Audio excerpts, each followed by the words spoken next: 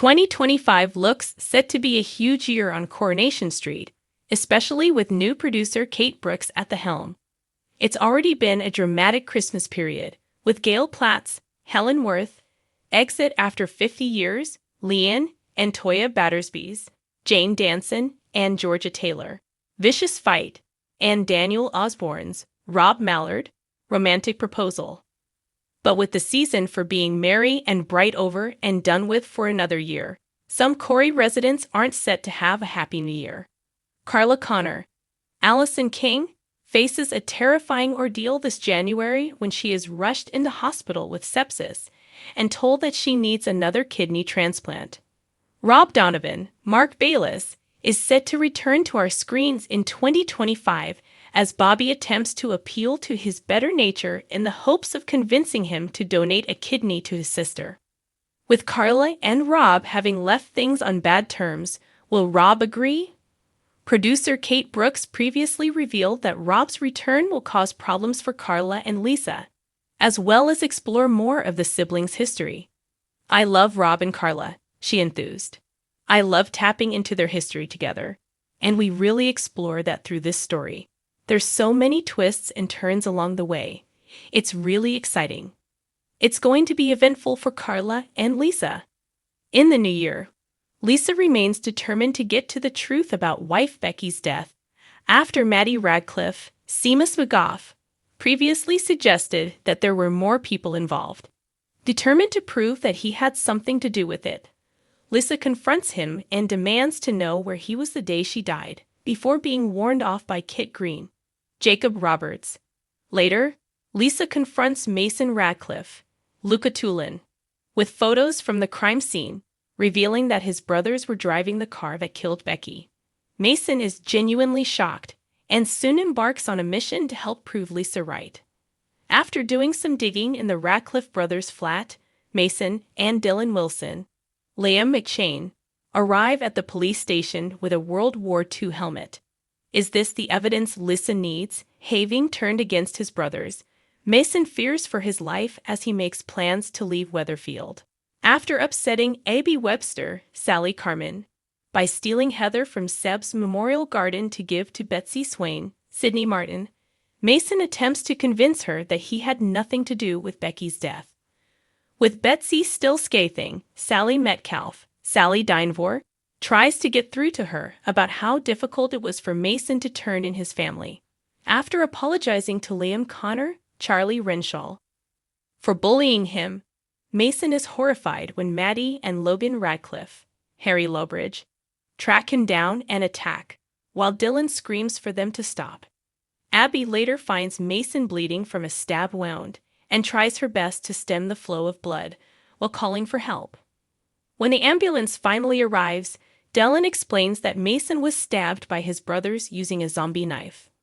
As the ambulance rushes Mason to hospital, Betsy holds his hand as she and Abby try their best to comfort him. Will Mason pull through? When Joseph Brown, William Flanagan, overhears paramedic Asha Allahan, Tanisha Gorey, tell Dev Allahan, Jimmy Harkishan, that a hoax call stopped them from getting to Mason sooner, the youngster takes himself down to the police station. He reveals to Kit that he placed the hoax call, sending the ambulance on a wild goose chase. When Craig Tinker, Colson Smith, informs Gemma Winter, Dolly Rose Campbell, and Chesney Brown, Sam Aston, of Joseph's crime, they are horrified. However, when Craig leaves, Joseph reveals that it was all Hope Stapes, Isabella Flanagan, idea. How will Chesney react? Later, when Gemma reveals that Joseph will be let off with a youth caution, Fizz Stape, Jenny Mihalpine, is sympathetic, knowing that it was all Hope's idea.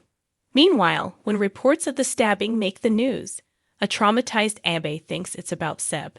Struggling to cope, she is horrified when Alfie disappears from the playground and is frantic as she searches for him.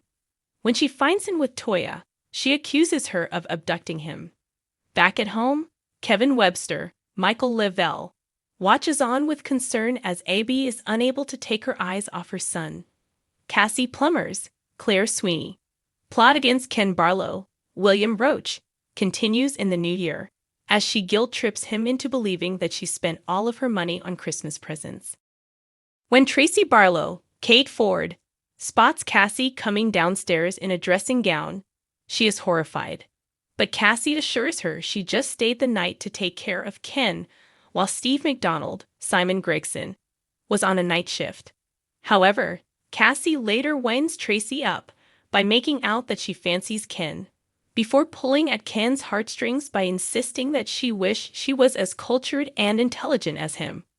While Ken feels sorry for her, Tracy can see through her act and warns Steve that it would be a bad idea for him to move out, as she is clearly desperate to get her claws into Ken. When Tracy learns that Ken has given Cassie an advance in her wages, she tells Steve and Amy Barlow, Elle Mulvaney, to keep a close eye on her. Sarah Platt, Tina O'Brien, despairs as David Platt. Jack P. Shepard continues to treat wife Shona, Julia Golding, with contempt and urges him to move on for the sake of his marriage. When Sarah overhears Kit taking a call from Shona revealing that Maddie and Logan are in Fresco's car park and warns her to get away, Sarah is concerned. Passing on the news of what she's heard to David, he gets the wrong end of the stick and speeds off in search of Kit. When Sarah spots Daisy Midgley, Charlotte Jordan, chatting to Daniel in the pub, she is concerned as Daisy is reduced to tears and soon follows her to find out what is going on. Will Daisy come clean about her pregnancy and the possibility of Daniel being the father later? Daisy heads to the builder's yard flat with a bag full of Bertie's toys, insisting that it is best for him that she cut contact completely. Will she regret her decision? After worrying that her life lacks purpose, Evelyn Plummer, Maureen Lipman, decides to take Roy Cropper's, David Nielsen, advice and apply to study law at university. At her interview, things look bleak when she spots a familiar face, but it soon becomes clear that she has nothing to worry about when she is granted a place. Excited to begin her new chapter, she informs Yasmin Nazir, Shelley King, that she will be moving into student halls, and Yasmin can't help but feel envious. When Chesney receives the check for £20,000 from the abattoir where Liz died, Gemma suggests they go to the Rovers to celebrate elsewhere. Dev tries his luck at proposing to Bernie Winter, Jane Haslegrove. Again, will she say yes this time? Producer Kate was also keen to wet our whistles by giving us plenty of gossip about what the rest of 2025 is set to bring, including unexpected exits, a brand new family, and some slow burn romances. She also revealed a harrowing storyline for Kevin as he is diagnosed with testicular cancer. As we go into the new year, Kevin will discover that he's got testicular cancer, which causes a massive strain on his relationship. Abby is a really strong character, but she's going through her own turmoil at the same time. We want to tell this really truthfully. We've been working closely with Macmillan to make sure that we tell the story right. Ultimately, it's about their relationship and testing that relationship. It was really important that we don't show Kevin being embarrassed or being reticent to talk to his friends about it. He's quite open about it, which I thought was quite refreshing. He talks to Tim and Steve about it, and they all have their own way of handling it, but ultimately it's about his relationship with Abby, and that is going to be truly tested.